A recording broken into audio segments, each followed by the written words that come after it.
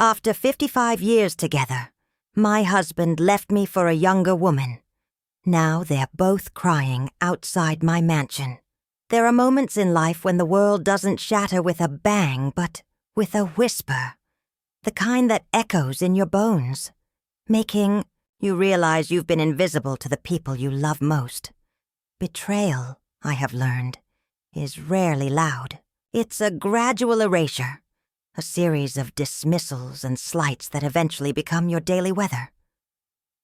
I know what you're thinking. How could someone not notice the ground crumbling beneath her feet? But sometimes, love blinds us to the cracks, until the day someone else walks away unscathed and leaves you standing in the rubble. I didn't fall apart. Instead, I took a breath and began to plan. I'm Susan Miller, a woman who found her voice when everyone thought I was done speaking. Where are you watching from? If you want to hear more stories like mine, don't forget to subscribe to the channel. Now, let me take you back to where it all began. Before the heartbreak, before the reckoning, before I became the woman they never saw coming. Morning, Mom. Coffee ready? David's voice drifted from the kitchen as I folded the last of Richard's shirts. Always the same greeting. No hello, no how are you. Just an assumption that I'd already anticipated his needs. In the pot, I called. Back, though he'd already found it. I could hear him rummaging through the refrigerator, probably looking for the breakfast I'd prepared before dawn. Susan, where did you put my presentation folder? Richard's voice boomed from downstairs. After 40 years of marriage, he still couldn't find anything without my help. On your desk, right where you left it, I replied, making my way down the stairs. At 62, I still moved quickly through our sprawling house, the house I'd helped design, furnished with my careful eye, and maintained through decades of family gatherings. Found it. He was already adjusting his tie, checking his watch. I'll be late tonight. Mark and I are meeting potential investors. What about dinner? Ellen's bringing the kids. You handle it. You're better with family stuff anyway. He kissed my cheek absently, already mentally at the office. David emerged from the kitchen, crumbs on his shirt. Mom, Jessica, and I were wondering, could we borrow $5,000? The startup needs another injection, and this investor is really interested. My chest tightened. This was the third time in 6 months. David, what happened to the money from last time? Marketing costs. You know how it is. You have to spend money to make money. His tone suggested I couldn't possibly understand business. I'll transfer it later, I heard myself say, though something inside me recoiled. Thanks, Mom. You're the best. He was gone before I could change my mind. I stood in our grand foyer, surrounded by family photos spanning decades. In every picture I was there, at graduations, birthdays, holidays. But somehow, I felt like I was disappearing. Grandma Susan. Amy burst through the front door that evening, her 13-year-old energy filling the space. She was the only one who still hugged me like she meant it. How was school, sweetheart? Boring, but I finished that book you gave me. The one about the woman who became a detective. Her eyes sparkled with intelligence that reminded me of myself at her age. Ellen arrived with her usual efficiency, herding her younger children while juggling her phone. Mom, we need to talk about Thanksgiving. I think it's time we simplified things. Maybe order from that new catering place instead of you doing everything from scratch. I enjoy cooking for the family, I said carefully. But it's so much work, and honestly, nobody expects homemade everything anymore. We could use the time for more meaningful conversations. Ellen's smile was patient, the kind reserved for outdated customs. Amy looked between us, her expression troubled. I like Grandma's cooking. Of course you do, sweetie, but Grandma's getting older. We should make things easier for her. Getting older? As if I were some fragile thing ready to break. Where's Dad? Ellen asked, scanning the dining room I'd spent hours preparing. Late meeting. He said to start without him. Typical. But Ellen's tone held affection, not criticism. With Richard, his absence was leadership. With me, my presence was simply expected. As we sat down to dinner, David launched into another pitch about his business. This new app is going to revolutionize how people connect with local services. We just need to scale up the marketing. That sounds wonderful, honey, I said, though I'd heard variations of this speech countless times. Actually, Mom, I've been thinking, you have all that experience with budgeting and organization. Maybe you could help with the business side. Just part-time, of course. Ellen looked up sharply. David, Mom doesn't have business experience. She managed Dad's office for years before you were born, I said quietly. That was different. That was administrative work. Ellen's dismissal stung more than she'd ever know. Amy caught my eye across the table, and I saw something there. Recognition, maybe. She'd been quiet all evening, watching the adults talk around and through me. After dinner, as Ellen corralled her children and David helped himself to leftovers for tomorrow's lunch, I found Amy in the kitchen. Grandma, do you ever feel invisible? The question caught me off guard. What do you mean, sweetheart? Like everyone talks about what you should do or what's best for you, but nobody asks what you want. I set down the dish I was washing and really looked at her. Sometimes. Me too. She dried a glass with careful attention. At school, the teachers always call on the loud kids, and at home, everyone's always busy with important stuff. You're important too, Amy. So are you, Grandma. Later that night, as I locked up the house and turned off lights Richard had left burning, I heard voices from his study. The door was slightly ajar. I don't know, Mark. Sometimes I think Susan's lost her spark. She used to be more engaged. She seems fine to me, Mark's voice replied, still sharp as ever. Oh, she's competent, handles everything perfectly, but there's no fire left. Ellen thinks we should encourage her to find some hobbies, maybe join one of those senior groups. Senior groups. As if I were already 1 foot in the grave. Have you asked Susan what she wants? Richard laughed, but there was no warmth in it. Susan's never been the type to want much. She's content taking care of everyone else.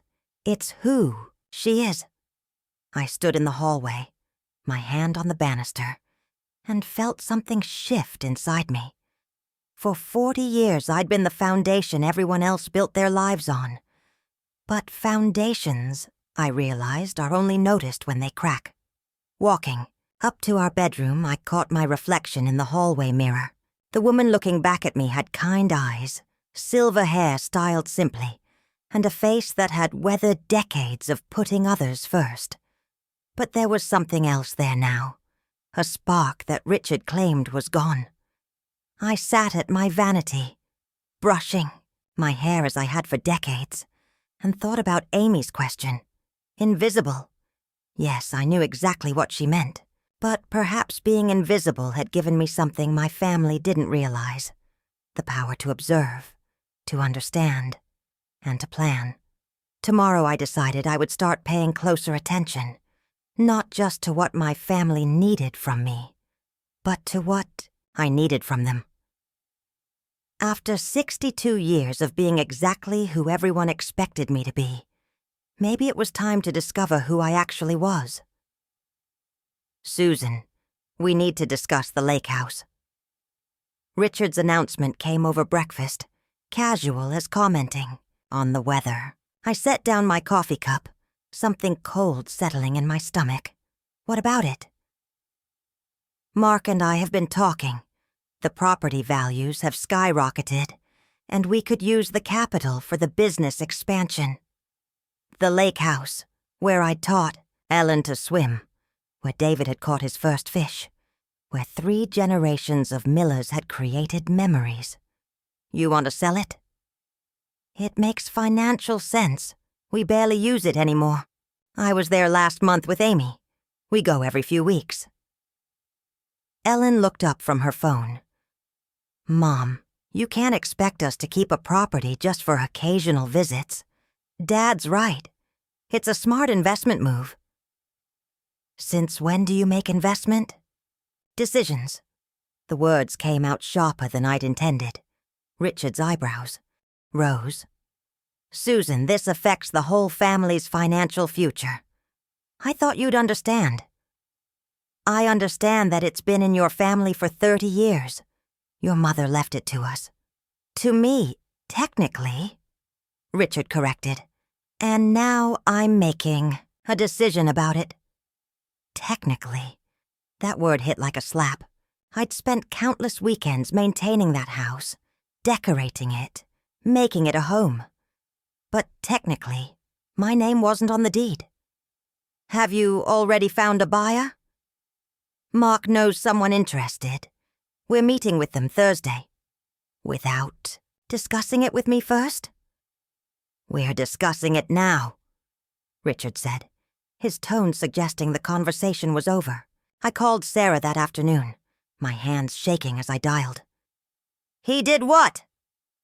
Sarah's voice crackled with indignation. Decided to sell the lake house. Made the appointment with buyers before even telling me. Susan, honey, when was the last time Richard consulted you about anything important? The question hung in the air. I thought about the investment changes last year, the insurance policy updates, the decision to renovate his office. I can't remember. And Ellen? Does she ever ask your opinion? Or does she just announce what's best for everyone? She thinks she's helping. By dismissing everything you say. By treating you like some sweet old lady who doesn't understand the modern world. I walked to the window looking out at the garden I'd cultivated for decades. Maybe they're right. Maybe I am out of touch. Susan Miller, stop that right now. You managed Richard's entire office for 15 years. You raised 2 children, maintained a household, handled the family's social obligations, and somehow made it look effortless. You're not out of touch. You're being erased. That word, erased.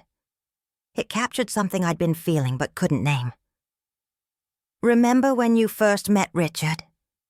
Sarah continued. You had opinions about everything.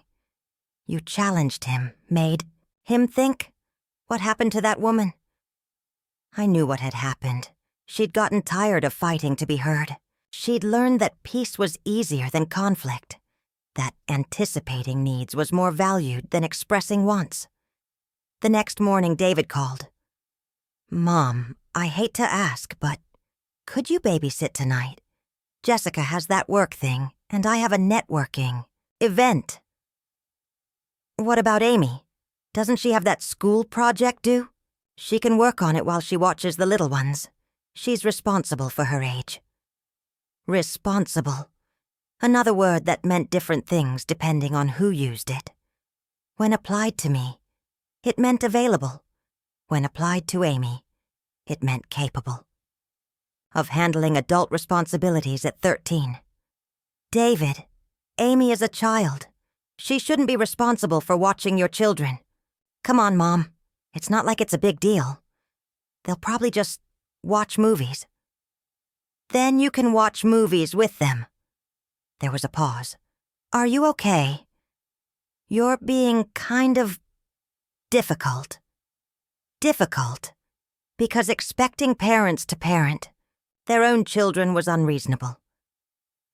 I'll be there at 7, I said, hating myself for giving in. That evening, as I helped Amy with her history project while simultaneously making dinner for 4 children, I watched my granddaughter struggle with a report about women's suffrage. I don't understand why it took so long. Amy said, frowning at her textbook. Why didn't women just demand the right to vote earlier? It's complicated, sweetheart. Sometimes when you've been told for so long that your opinions don't matter, you start to believe it yourself. Amy looked at me with those perceptive eyes. Is that what happened to you, Grandma? The question stopped me cold, out of the mouths of babes. What do you mean? You always ask what everyone else wants, but you never say what you want.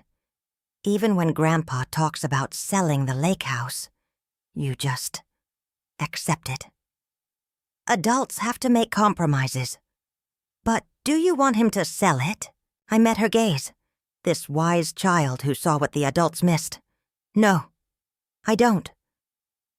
Then why don't you tell him that? Because somewhere along the way, I'd learned that my wants were less important than everyone else's needs. Because I'd been trained to be grateful for small considerations and never to ask for big ones.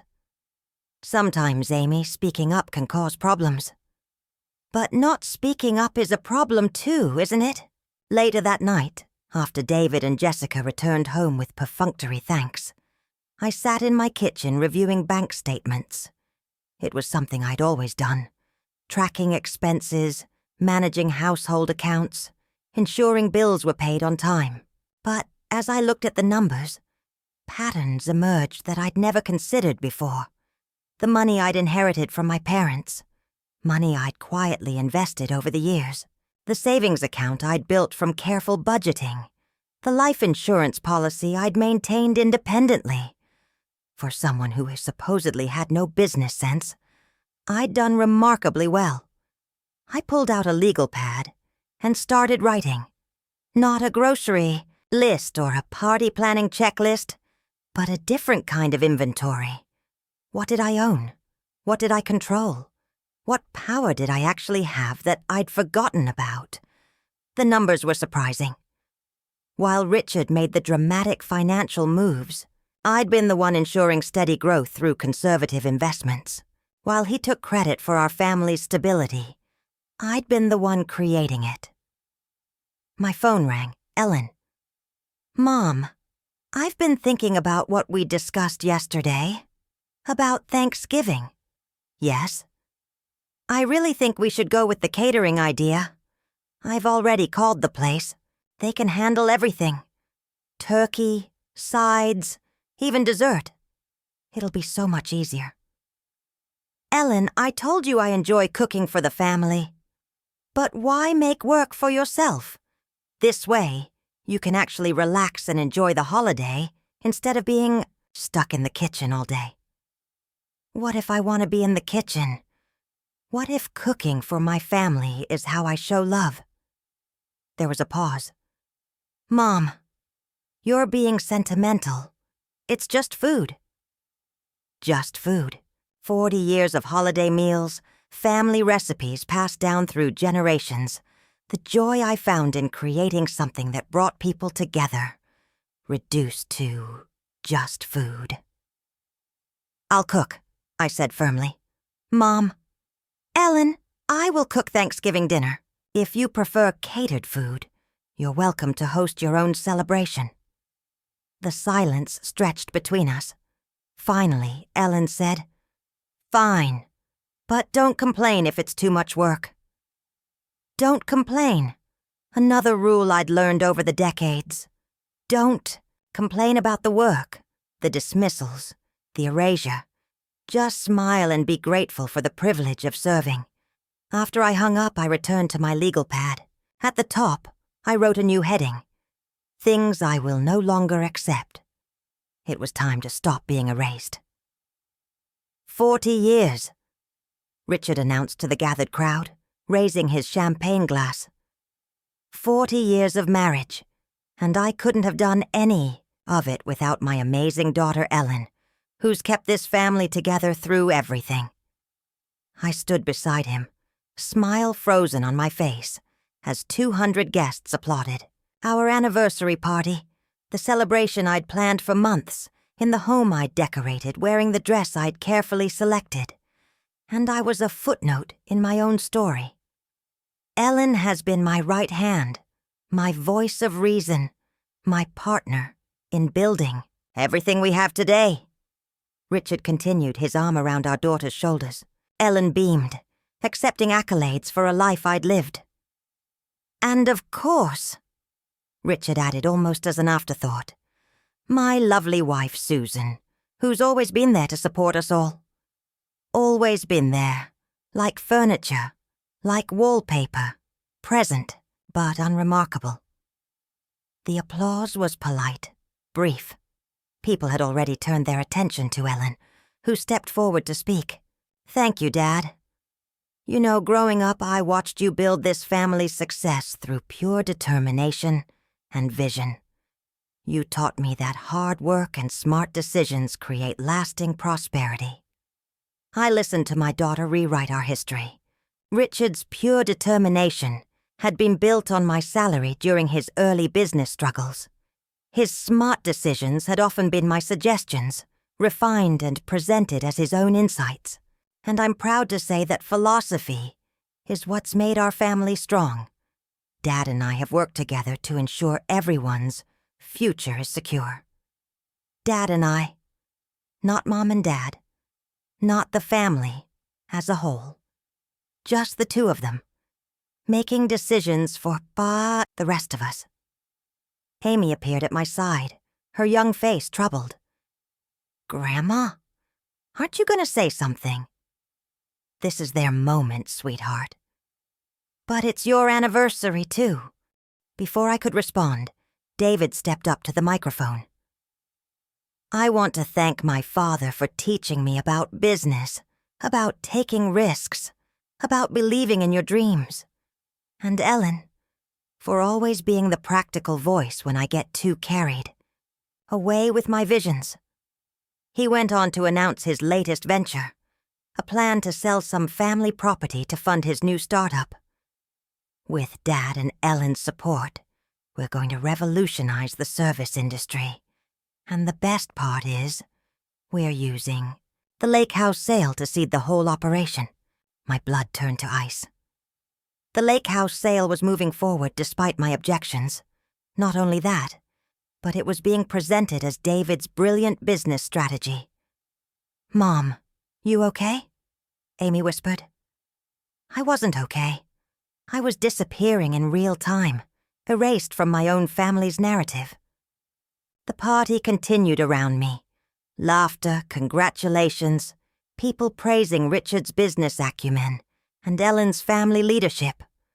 I smiled, nodded, played the gracious hostess while inside. Something was crystallizing. Later, as guests mingled, in the garden I overheard Richard talking to Mark near the bar. Honestly, Mark, I think this might be my last big anniversary celebration. What do you mean? Susan and we've grown apart. She's comfortable with the routine, but I need more. Lauren understands my ambitions in a way Susan never has. Lauren, his 28-year-old assistant, the one who'd been working, late with him all those evenings, attending his business dinners, traveling to conferences. Richard, be careful. You're talking about 40 years of marriage. 40 years of settling. I deserve to be happy, don't I? Susan will be fine. She's got the house, the family, everything she's ever wanted. She doesn't need me to feel fulfilled. She doesn't need me. After 4 decades of building a life together, he'd decided I didn't need him. But the cruelest part wasn't his words. It was the realization that he was right. I had built a life that functioned perfectly without him. The question was, did I need any of them? I excused myself from the party, claiming a headache. In the quiet of my bedroom, I sat at my vanity and stared at my reflection. The woman looking back at me had survived 6 hours of being publicly diminished by the people she'd devoted her life to serving. My phone buzzed. A text from Amy. "Grandma, I'm proud of you for not crying. I would have cried." Smart girl. She'd seen exactly what had happened. Another text arrived, this one from Sarah. "Just saw Ellen's Facebook post about the party. Call me." I turned off my phone instead. I needed silence to process what I'd learned tonight. Richard was planning to leave me. Ellen and David had formed an alliance that excluded me from family decisions. Even my contributions to our success had been rewritten to credit others. But as I sat there, I realized something else. For years, I'd been carefully managing our finances, making investments, ensuring our security. I'd been the one maintaining relationships with extended family, keeping track of important documents, handling the details that made our comfortable life possible. They thought I was just the support system. They had no idea I was the foundation. I opened my jewelry box and pulled out a small key I'd kept hidden for years. It opened a safety deposit box that Richard didn't know about. A box containing documents, account information, and records I'd been keeping meticulously. Tonight had been my breaking point, but it was also my beginning. Tomorrow I would start dismantling the myth of my helplessness. If my family wanted to exclude me from decisions about our future, they were about to learn that I'd already been making decisions of my own. The woman in the mirror smiled back at me. For the first time in years, she looked dangerous. "Sarah, I need the name of a good lawyer." My friend's coffee cup paused halfway to her lips. We were sitting in her sunny breakfast nook, the morning after the anniversary debacle. "What kind of lawyer?" "The kind who can help a woman protect her interests when her family thinks she doesn't have any." Sarah set down her cup with a sharp clink. "It's about time. I know just the person. James. Carter! He handled my divorce, and he's brilliant with complex family finances." I pulled out a manila folder I'd brought with me. "Before I call him, I need to show you something." I spread documents across Sarah's table. Bank statements, investment, portfolios, property deeds, insurance policies, all carefully maintained, all quietly accumulated over decades. "Susan, what is all this?" "My safety net, the one nobody knows about." Sarah studied the papers, her eyes widening. "These investment accounts. When did you open these?" 20 years ago. Remember when my mother died and left me that inheritance? Richard wanted to put it all into his business expansion. I put some there, but I invested the rest separately." "And this property deed?" "The house Richard thinks he owns? My name's on it too. Has been since we refinanced 15 years ago. But Richard handles all the business stuff, so he never pays attention to paperwork details." Sarah laughed, but there was no humor in it. "Your husband has no idea what you actually own, does he? None of them do. Ellen thinks I'm financially naive. David assumes I live off Richard's generosity. They've all convinced themselves that I'm dependent on their goodwill." I pulled out another folder. "These are copies of every loan I've made to David, every gift I've given Ellen for her children, every expense I've covered when Richard's business had cash flow problems. I've been documenting everything for years." "Why?" The question hung in the air. Why had I been so careful, so secretive about protecting myself? Because some part of me always knew this day might come. 3 hours later, I sat across from James Carter in his downtown office. He was exactly what Sarah had promised. Sharp, experienced, and completely focused on my situation. "Mrs. Miller, let me make sure I understand. Your husband plans to sell property without consulting you. Your children make financial decisions that affect the family without including you. And last night you discovered your husband is planning to leave you? That's correct. But you've been managing significant assets independently for years? Yes. James leaned back in his chair. This is actually more common than you might think. Spouses, usually wives, who've been systemically excluded from family decisions often turn out to have more financial power than anyone realizes. He reviewed my documents methodically. The good news is, you're in a much stronger position than your family assumes. The concerning news is that your husband's plans to liquidate family assets could affect your financial security. What can I do? Several things. First, we need to protect your individual assets. Second, we should review all jointly held property and accounts. Third, if your husband is serious about divorce, we need to be prepared. I don't want a divorce, I said quietly. What do you want? The question echoed Amy's from weeks ago. What did I want? I want my family to see me. Really see me. I want my contributions acknowledged. I want to be included in decisions that affect my life. And if they're not willing to do that? I met his gaze steadily. Then I want them to understand exactly what they'll lose when they lose me. James nodded. I can work with that. Over the next 2 weeks, I made subtle but significant changes. I transferred funds, updated beneficiaries, and quietly secured my financial independence. To anyone watching, I was just Susan Miller, dutiful wife and mother, going about my daily routine. But I was also meeting with financial advisors, reviewing legal documents, and building a network of professionals who saw me as the competent woman I'd always been. Amy noticed the change first. She found me in the library one afternoon, spread of financial papers across the desk. Grandma, what are you working on? Just reviewing some investments, sweetheart. She peered at the documents with curious eyes. You know about stocks and stuff? I know about a lot of things, Amy. People just don't usually ask. She settled into the chair beside me. Mom says women weren't taught about money in your generation. Your mother is wrong about many things. Amy grinned. Can you teach me about investments and money stuff? Would you like that? Yeah.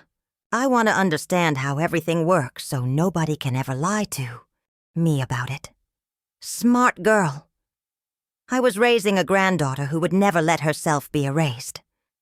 That evening, Richard came home with news. Lauren and I are presenting to the board next week. This could be the big break we've been waiting for. Lauren and I. Not we as in him and me, his wife of 40 years. We as in him and his assistant, his future. That's nice, dear, I said, not looking up from my book. Susan, you seem distracted lately. Everything okay? I met his eyes for the first time in the conversation. Everything's fine, Richard. I'm just learning to focus on what really matters. He looked puzzled but didn't pursue it. He was too busy planning his new life to worry about changes in his old one. That night, I called James Carter. I'm ready for the next phase, I told him. What changed your mind? I realized that hoping for change and creating change are two different things. I'm done hoping. Good, James said. Because tomorrow, we're going to start showing your family exactly who Susan Miller really is. I need to make some changes to my will. James Carter nodded across his desk, legal pad ready. What kind of changes? Everything.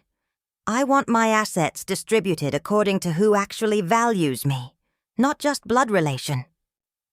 We spent 3 hours revising documents that would reshape my family's future. The lake house they planned to sell? Mine, according to the deed my mother-in-law had insisted include both our names. The investment portfolio they didn't know existed, substantial enough to change everything. Mrs. Miller, are you sure about the contingency clauses? Completely sure. If they want to benefit from my estate, they need to demonstrate they value me while I'm alive. That afternoon, I made a call that surprised even me. Hello. Is this Wanderlust Travel? I'd like to book a solo trip to Europe. Certainly. What destinations interest you? Tuscany. I want to see the art, taste the wine, and remember what it feels like to discover something new. The travel agent's enthusiasm was infectious. How exciting! Is this your first solo trip?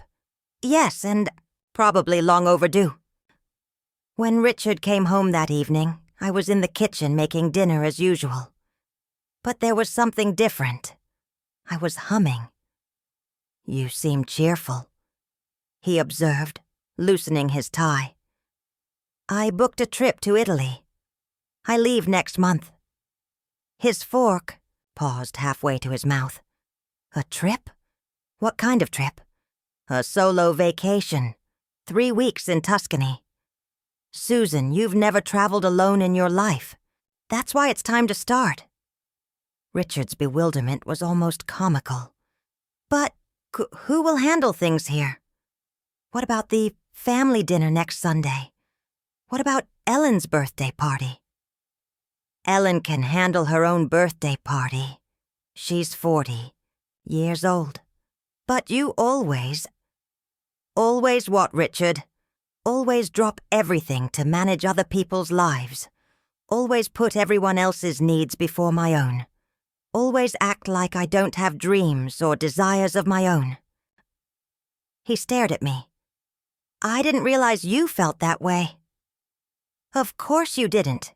You never asked. The next morning, Ellen called in a panic. Mom, Dad says you're going to Italy. By yourself?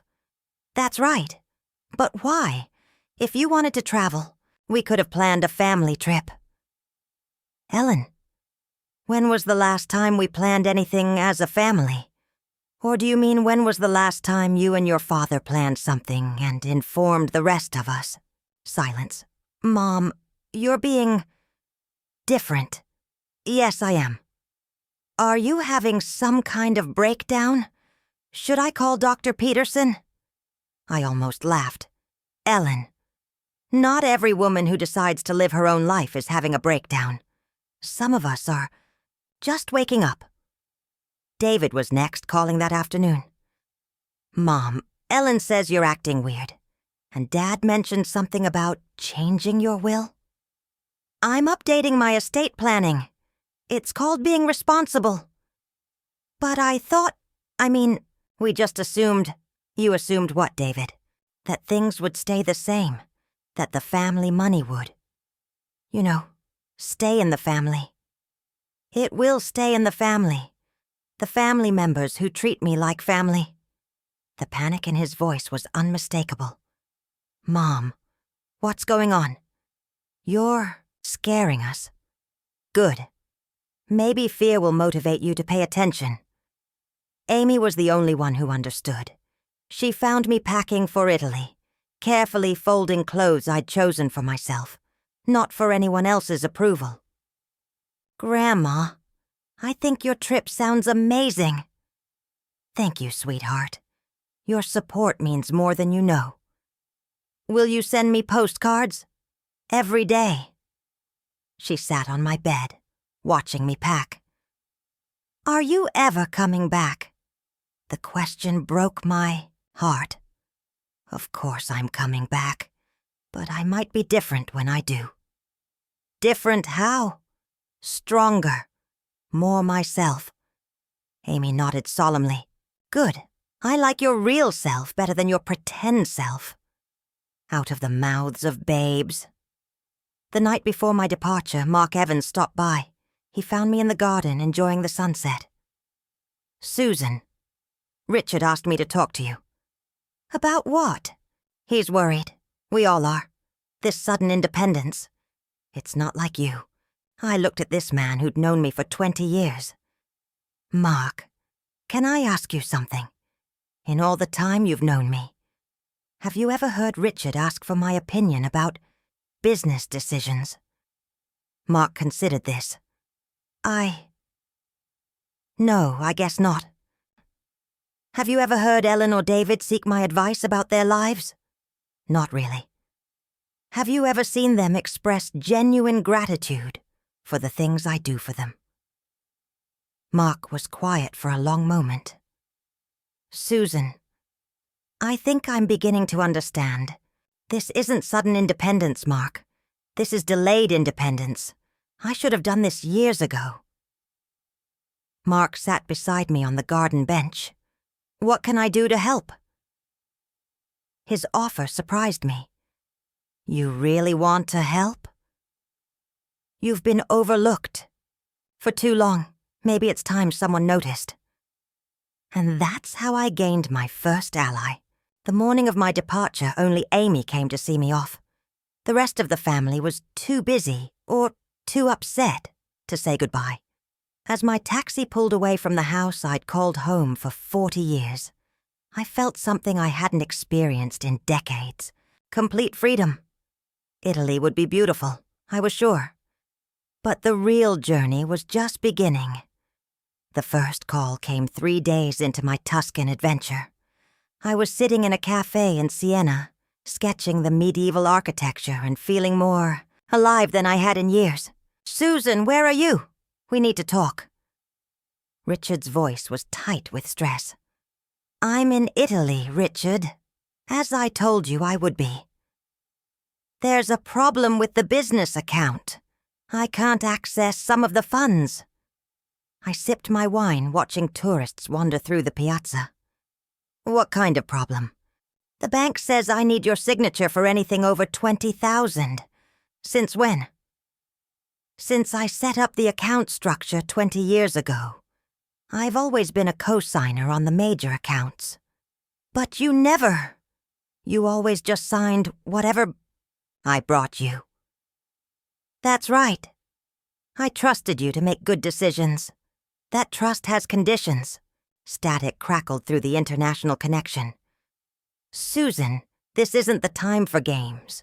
We have payroll to meet. Then you should have consulted me before making commitments you couldn't honor alone. I hung up and returned to my sketch. The cathedral's spires looked particularly beautiful in the afternoon light. Ellen called that evening as I was enjoying dinner at a restaurant overlooking the Tuscan hills. Mom, what have you done? Dad is frantic. David is talking about bankruptcy. Nobody can reach you. You reached me. You know what I mean. You can't just disappear when the family needs you. Needs me for what, Ellen? My signature, my money, my services? Mom, you're being cruel. I set down my fork, a bite of the most incredible pasta I'd ever tasted still on my plate. Ellen, let me tell you what's cruel. Cruel is dismissing my opinions for 40 years. Cruel is making decisions about family property without consulting me. Cruel is treating me like hired help in my own home. Cruel is rewriting history to erase my contributions to this family's success. That's not, you do, all of you. And now you're discovering that the woman you've been ignoring actually holds more power than you realized. The silence stretched across continents. Finally, Ellen whispered, What do you want from us? Respect, recognition, a place at the table when decisions are made, and an apology would be nice. Mom, if you come home, we can talk about this. I am home, Ellen. For the first time in years, I'm exactly where I belong. David's call came at midnight, Italian time. He was sobbing. Mom, please. The startup is falling apart. The investors pulled out when they learned the family funding wasn't secure. Jessica is threatening to leave me. I need that money you promised. David, I never promised you anything. You assumed I would always be there to bail you out. But you're my mother. Yes, I am. And mothers are supposed to teach their children to be responsible, independent adults. I failed you by always rescuing you. I won't make that mistake again. You're destroying my life. No, David. I'm stopping enabling your poor choices. There's a difference. Sarah called the next morning, laughing so hard she could barely speak. Susan. Mark Evans just called me. Apparently, Richard showed up at his office yesterday, looking like he hadn't slept in a week. What did Mark tell him? That maybe he should have paid more attention to his wife before she decided to pay attention to herself. I smiled, watching the sunrise paint the Tuscan countryside in shades of gold. Mark's a good man. He also said Richard's been calling Lauren non-stop, but she's been avoiding him. Seems the romance loses its appeal when there are actual problems to deal with. Funny how that works. Amy was the only one who sent messages that didn't make demands. Her postcards arrived at my hotel daily. Grandma, I told Mom I want to learn to cook your recipes before you decide we don't deserve them anymore. She didn't think that was funny, but I did. Dad had to make his own breakfast this morning. He burned the toast and blamed the toaster. Grandpa looks sad, really sad. Mom says he's just stressed about business, but I think he misses you. That last postcard made me pause. Did Richard miss me? Or did he miss what I did for him? There was a difference, though I wasn't sure my family understood that yet. On my 10th day in Italy, I met Maria, a widow who ran the small pensione where I was staying. She was my age with silver hair and eyes that sparkled with mischief. You seemed different from when you arrived, she observed in accented English as we shared morning coffee. Different how? Lighter. Less. How do you say? Burdened. I considered this. I left some heavy baggage at home. Ah, family. Baggage. The heaviest kind. Maria's smile was knowing. My husband, he died 10 years ago. Such grief I had. But also, freedom. Terrible to say, yes? But true. For 40 years I was Signora Benedetti. Now I am Maria. Just Maria. It is enough. How do you know when it's enough? When you stop asking permission to be yourself. That afternoon, I extended my trip by another week. Richard's next call was different, quieter. Susan, I've been thinking about what you said, about not asking your opinion. Have you? I talked to Mark.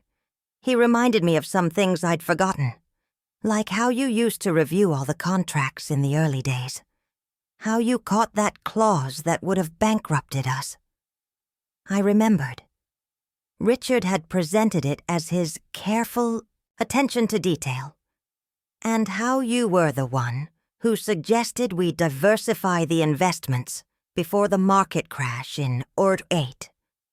Another decision he'd taken credit for. Susan, I may have undervalued your contributions. May have? A long pause. Have. I have undervalued your contributions. It wasn't a full apology, but it was a start. Richard, there's something you need to know about Lauren. What about her? She's been avoiding your calls because Mark told her about your financial troubles. She's not interested in being married to a man who doesn't have money. The silence that followed was profound. You knew about Lauren. I've known for months. I was waiting to see what you'd choose. And now? Now you get to choose again. But this time, you'll be choosing with full knowledge of what you're giving. That evening, I received a group text from my family. The first time they'd included me in a group conversation in years. Ellen. Mom, we've been talking, all of us. David. We owe you an apology. Richard. Several apologies. Ellen, will you at least think about coming home? We want to make things right. Amy, I miss you, Grandma. But I'm proud of you, too. I looked out at the Tuscan sunset, my wine glass in hand, my sketchbook filled with memories of discovery and independence. I typed back, I'll think about it, but things will never go back to the way they were. Ellen, we understand. David, we hope not. Richard, Susan, I'm sorry. Really sorry. I finished my wine and opened my sketchbook to a fresh page. Tomorrow I would decide whether the family I'd left behind was worth returning to. But tonight I would draw the sunset and remember what it felt like to be seen. I returned from Italy on a Tuesday. The house felt smaller somehow, as if 3 weeks of freedom had changed the way I saw everything. Richard met me at the door, looking older and more uncertain than I'd ever seen him. "Welcome home," he said, reaching for my suitcase. "Thank you." I studied his face, noting the new lines around his eyes, the slight tremor in his hands. "You look tired." "I haven't been sleeping well." We stood in our foyer, 40 years of marriage between us, and for the first time I felt like we were meeting as equals. "Susan, we need to talk. All of us. As a family." "Yes, we do. But first I need to share some things with you. Things I should have said years ago." I'd asked James Carter to meet us that evening. Ellen and David arrived precisely at 7, both looking unusually subdued. Amy sat beside me on the sofa, her hand in mine, my only guaranteed ally. "Before we begin," I said, "I want everyone to understand that this isn't about punishment. It's about truth." Richard shifted uncomfortably. "Susan, if this is about Lauren, it's about more than Lauren, though we'll discuss her too." I opened the folder I'd prepared. "Richard, you've spent our entire marriage believing you were the financial backbone of this family. Ellen, David, you've both assumed that everything we have came from your father's business success." I handed Ellen a document. "This is the deed to our house. Notice anything?" Ellen's eyes widened. "Your name is on it too." "As the primary owner, actually. When we refinanced 15 years ago, the bank required it because of my credit score and income history." "Your income history?" David frowned. "But you haven't worked since you were born? That's not true. I've been managing investments for 20 years, very successfully." I handed him another document. "This is my portfolio, the one I built with my mother's inheritance, plus years of careful investing." The number at the bottom made David's face go white. That's more than Dad's business is worth. Considerably more." Richard stared at the papers as if they were written in a foreign language. "Susan, I don't understand. Why didn't you tell me?" "Because every time I tried to discuss finances, you dismissed my opinions as naive. It was easier to let you believe what you wanted to believe." Ellen looked up from the documents she was reviewing. "Mom, these investment decisions, they're sophisticated, complex. Yes, they are. But you always acted like you didn't understand business. I acted like I didn't want to argue with people who'd already decided I was incompetent." James Carter cleared his throat. "If I may, Mrs. Miller has asked me to share some additional information." He opened his own folder. "Richard, are you aware that your business account has been overdrawn 3 times in the past 6 months? That's just cash flow. And that Susan has quietly transferred funds to cover the shortfalls." Richard's mouth opened, then closed. "Susan, I've been protecting you, Richard. Protecting all of you. But I won't be doing that anymore, James continued. Ellen, David, your mother has also documented every loan she's made to you over the years. The total is substantial. Loans? David's voice cracked. Those were gifts. No, I said firmly. They were loans. I have documentation of every conversation, every promise to repay, every excuse for why repayment wasn't possible. Amy squeezed my hand. She was the only one who didn't look shocked. She'd been watching our family dynamics with clear eyes. Now, I continued, let's discuss the lake house. Richard paled. Susan, about that? The property you plan to sell without consulting me? The one you told David he could use as startup capital? We were going to discuss it. No, you weren't. You'd already made the decision. I pulled out another document. Here's the deed. My mother-in-law insisted both our names be on it when she left it to us. I own half of that property, Richard. You can't sell it without my consent. The silence was deafening. There's more, James said gently. Susan, would you like to share the information about Lauren? I looked at Richard, seeing him clearly for perhaps the first time in years. Your affair with Lauren ended 2 weeks ago. Richard's face crumpled. How did you? Because she called me. She wanted to make sure you were actually planning to divorce me. And when I told her about your financial situation, she ended things immediately. She called you? She was worried about being named in a divorce proceeding. Apparently, career advancement through adultery looks different when there's no money involved. Ellen stared at her father.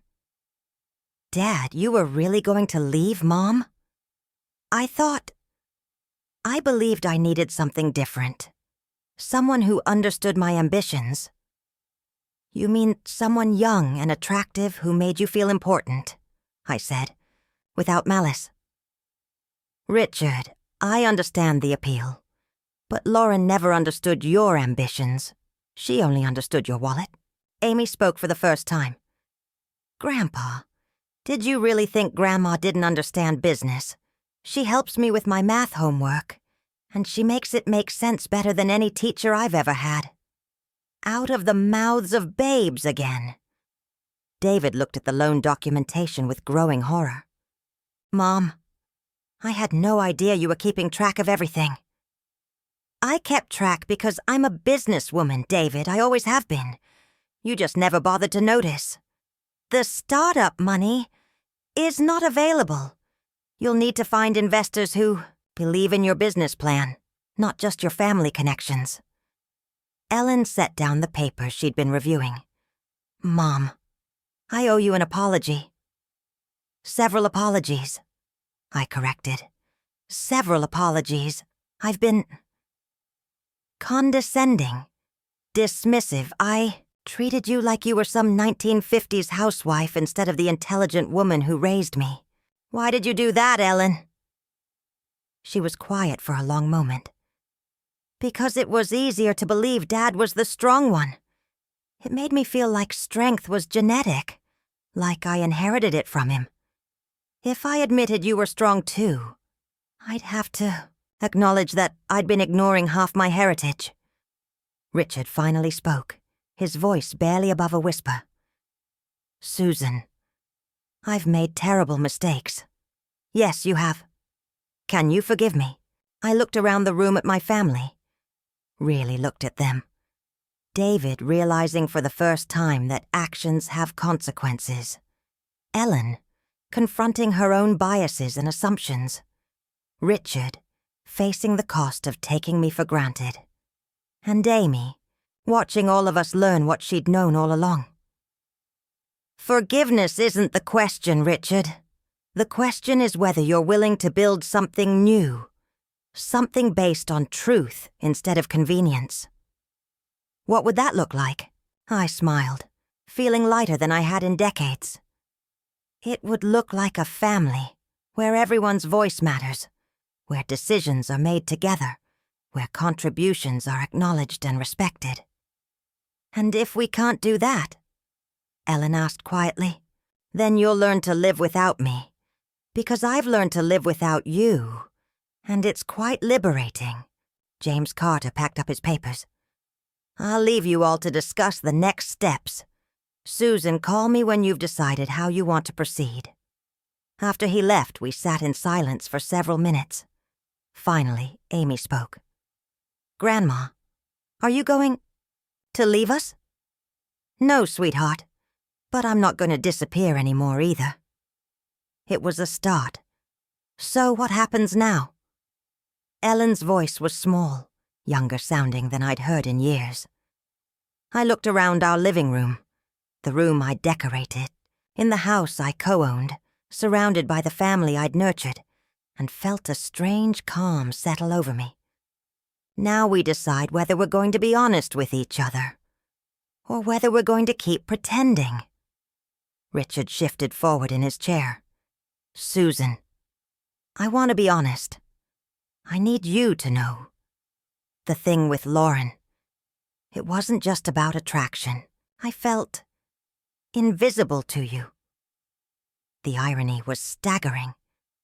Invisible. You were always so competent, so self-sufficient. You never seemed to need me.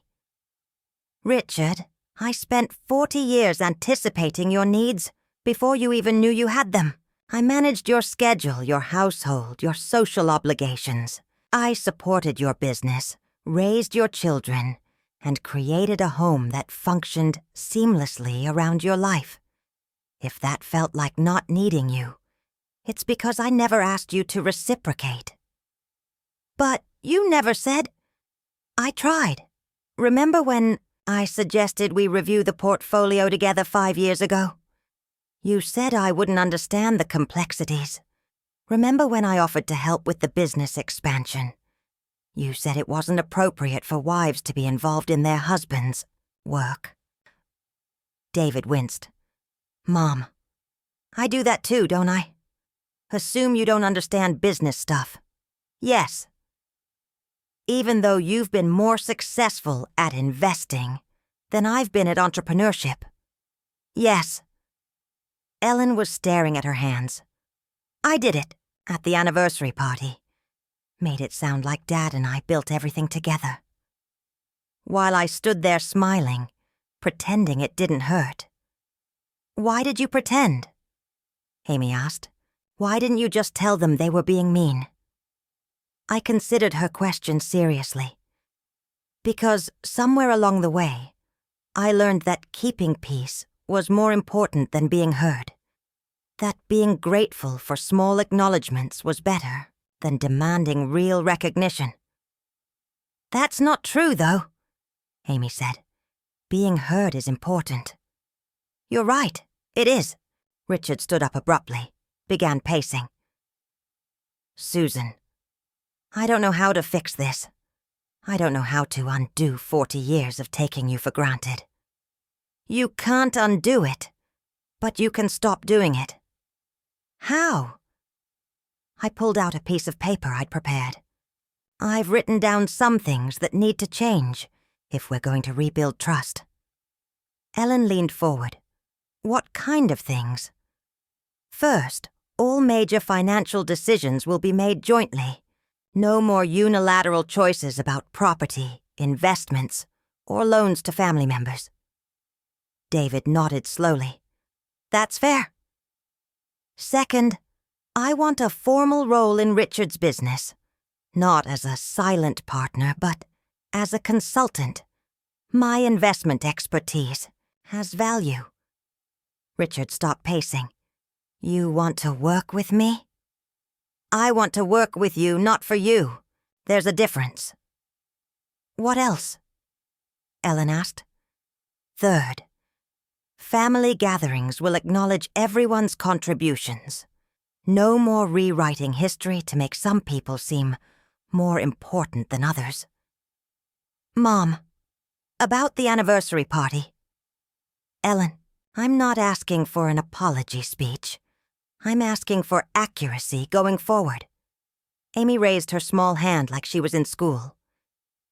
Can I add something? Of course. I want to learn about money and business from Grandma. And I want the family to stop acting like kids don't notice when adults are being unfair. Ellen looked stricken. Amy, have we been unfair to you two? Sometimes. You make decisions about my life without asking what I want, just like you do with Grandma. The parallels were impossible to ignore. David cleared his throat. Mom, about the money I owe you. We'll set up a payment plan. With interest. Interest? David, I'm not a bank. I'm your mother. But I'm also a businesswoman, and loans have terms. He nodded, looking somewhat relieved to have clear expectations. Richard sat back down, looking directly at me for the first time all evening. Susan, do you still love me? The question hung in the air. It was the one I'd been avoiding, even in my own thoughts. I love the man I married. I love the father you were to our children. I love parts of who you still are, but I don't love being invisible, and I won't accept it anymore. What if I can't change? What if I keep making the same mistakes? Then you'll discover that I meant what I said about learning to live without you. The conversation continued for another 2 hours. We discussed practical matters, how household decisions would be made, how business finances would be handled, how family relationships would be restructured. But the real work would happen in the days and weeks to come, in small moments of choice between old patterns and new possibilities. As Ellen prepared to leave, she paused at the door. Mom, I want you to know, seeing you in Italy, seeing you take control of your life, it inspired me. How so? I've been so focused on earning Dad's approval that I forgot to develop my own opinions. I want to be more like you. Ellen, I don't want you to be like me. I want you to be like yourself. Just make sure you know who that is. David hugged me before leaving. A real hug. Not the distracted embrace he usually offered. Mom, I'm scared I've messed up too badly to fix things. David, recognizing the problem is the first step to solving it. You're smarter than your choices have shown. Now prove it. After everyone left, Richard and I stood in our kitchen, the heart of the home I had maintained for 4 decades. Susan, can we start over? We can start fresh, but not over. Our history matters. The good parts and the painful parts. We build on what we've learned, not pretend it never happened. He nodded, then surprised me by asking, "What would you like for breakfast tomorrow?" It was such a small thing, but it was the first time in years he'd asked what I wanted, instead of assuming I'd provide what he needed. Surprise me, I said. That night, as I prepared for bed, Amy's words echoed in my mind. Being heard is important. She was right. And finally, after 62 years, I was beginning to understand the difference between being listened to and being heard. 3 months after our family confrontation, I sat in what used to be Richard's home office, now our shared workspace, reviewing quarterly reports. The morning sun streamed through windows I'd opened, replacing the stale air of secrecy with something fresh. "These numbers look good," Richard said, setting a cup of coffee beside me. He'd been bringing me coffee every morning since our reconciliation, as if trying to make up for decades of me serving him. "Better than good. The diversification strategy is paying off." "Your strategy?" he corrected. "I should have listened to you years ago." It was becoming a refrain with him, these acknowledgments of past mistakes. I appreciated them, but I was more interested in present realities. "Richard, The Henderson account wants to meet with both of us next week. Both of us? They specifically requested the investment team that's been managing their portfolio. That's us. He smiled, and for the first time in years, it reached his eyes. I like the sound of that. Ellen knocked on the office door. Mom, Dad, do you have a minute? Of course. She settled into one of the chairs we'd added to accommodate family meetings. I want to run something by you both. Tom got offered a promotion, but it would mean relocating to Seattle. That's wonderful, I said. What are you thinking? That's just it. I don't know what I'm thinking. I've been so focused on what Dad would advise, or what makes financial sense, that I haven't considered what I actually want.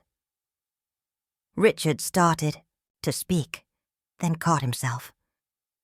What do you want, Ellen? The question seemed to surprise her. I'm not sure. I've never just asked myself that before. Then maybe that's your starting point, I suggested. Not what's practical or expected, but what calls to you.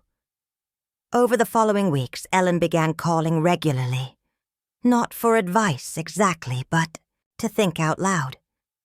She'd start conversations with, I'm not asking you to solve this. I just want to talk through it. It was revolutionary. David's transformation was more dramatic and more difficult. Without the safety net of my automatic financial support, he'd been forced to actually develop a business plan that could attract real investors. Mom, I have a presentation next week. Could you look at my projections? I reviewed his materials, noting the improvement in his thinking. David, this is solid work. Really? Really? You're asking the right questions, considering realistic timelines, accounting for potential obstacles. This is the kind of planning that builds sustainable businesses. I never learned how to do this properly before. I always figured you or Dad would cover the gaps. And we enabled that by doing exactly that. He was quiet for a moment. I don't like who I was, the entitled son who treated his mother like an ATM. Then don't be that person anymore. It's that simple? It's that hard. Every day you'll have choices. Make better ones. Amy had become my shadow on weekends, eager to learn about investments, business planning, and what she called life management skills. Grandma, why didn't you teach this stuff to Mom and Dad when they were kids? We were in the garden planting bulbs for next spring's flowers. Because I didn't know it yet myself. I was still learning how to disappear, instead of how to stand up for myself. But you're teaching me now. Yes, I am. And I'm learning that teaching you is teaching me too. She carefully placed a tulip bulb in the soil we'd prepared. I want to be like you when I grow up. Amy, I want you to be better than me. I want you to be strong from the beginning, not just after decades of being overlooked. Will you teach me how? Every chance I get. The real test came at Thanksgiving. For the first time in 40 years, I hadn't automatically volunteered to handle everything. Instead, we'd had a family meeting to discuss how to share responsibilities. I can handle the turkey, Richard offered. I'll do sides, Ellen said. Jessica and I can bring desserts, David added. What about me? Amy asked. You can help coordinate, I suggested. Make sure everyone knows what they're bringing and when to arrive. What will you do, Grandma? I'll make the stuffing. It's my favorite part. And I'll enjoy watching all of you take care of the family. The day itself wasn't perfect. Richard's turkey was slightly dry, Ellen's green beans were undercooked, and David forgot to bring rolls. But when we sat down to eat, There was something different in the air. "I want to say something," Richard announced, raising his wineglass. "This year I'm grateful for second chances, and for a wife who was stronger than I was smart, enough to notice. I'm grateful for a mother who taught me that standing up for yourself isn't selfish." Ellen added. David nodded. "I'm grateful for consequences. They're helping me become a better man." Amy grinned. "I'm grateful for Grandma showing me that getting older can mean getting stronger." When it was my turn, I looked around the table at these people I loved, flawed, learning, trying. I'm grateful for the courage to stop being invisible, and for a family brave enough to see me clearly. Later, as we cleaned up together, another first, Mark Evans stopped by with Sarah. "How's the new Susan Miller working out?" Sarah asked, with a grin. "She's a work in progress," I replied. "But she's making progress." Mark surveyed the scene. Richard washing dishes, Ellen organizing leftovers, David sweeping the floor. This is quite a change from last year. "Change is good," Amy piped up. "Grandma says growth requires disruption." "Smart, Grandma," Mark said. That night, as Richard and I prepared for bed in the room we'd shared for decades, he asked, "Are you happy, Susan?" I considered the question.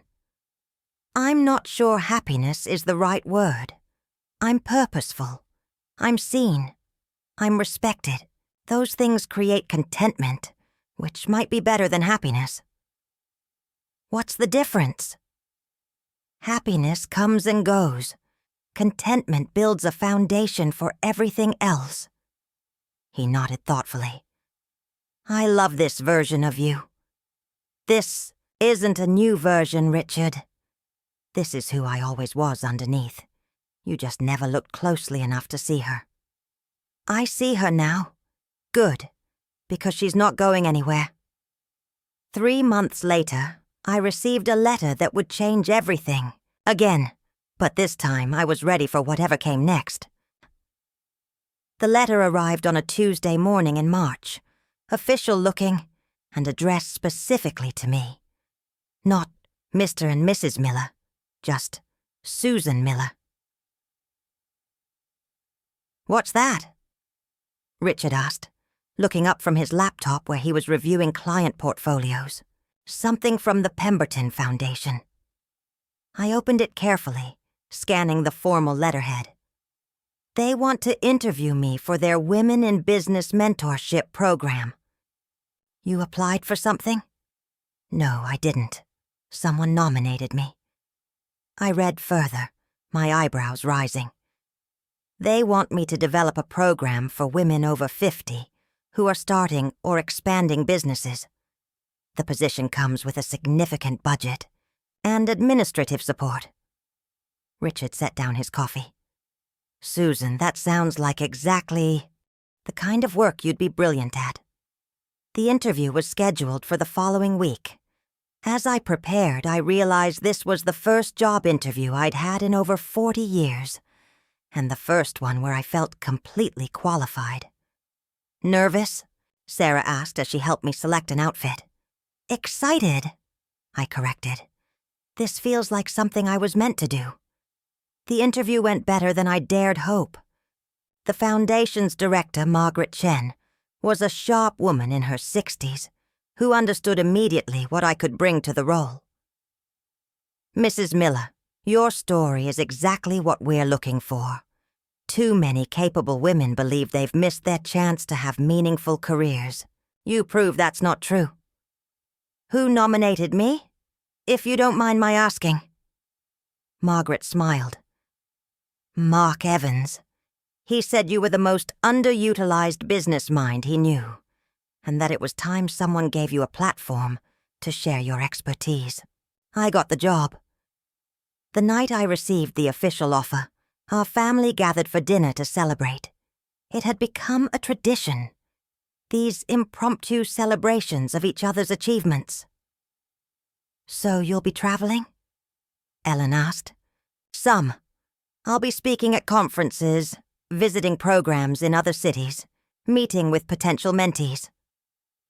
That's wonderful, Mom. You'll be amazing at this. David raised his glass. To Mom, who's proving it's never too late to become who you're meant to be. Amy grinned. Grandma, when you're famous, will you still have time to teach me about investments?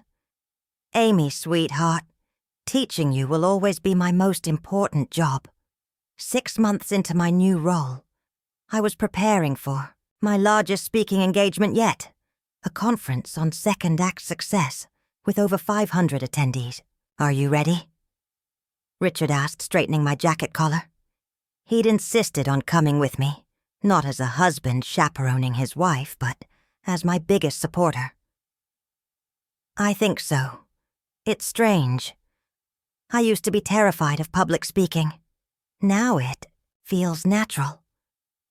Because you're finally talking about something you're passionate about. The speech went well.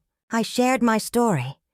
The years of invisibility, the gradual awakening, the discovery of strength I'd forgotten I possessed. But I also talked about the practical aspects. Financial independence, building support networks, recognizing and developing skills. During the Q&A, a woman in her 50s stood up. Mrs. Miller, what advice would you give to someone who feels it's too late to start over? I'd tell her that starting over isn't the right phrase. You're not starting over. You're starting fresh, with decades of experience and wisdom. That's not a disadvantage. It's your secret weapon. Another hand went up. How do you handle family members who don't support your changes? Some family members will adjust and grow with you. Others won't. You can't control their choices, but you can control yours. Choose yourself, even when, especially when, no one else will. After the conference, Richard and I walked through the city where I'd just spoken to hundreds of women about finding their voices. Proud of you, he said simply. Are you? Really? Susan, watching you become fully yourself has been the privilege of my lifetime. I'm just sorry it took me so long to deserve a front row seat. We found a quiet restaurant for dinner, and as we sat across from each other, I marveled at how much had changed.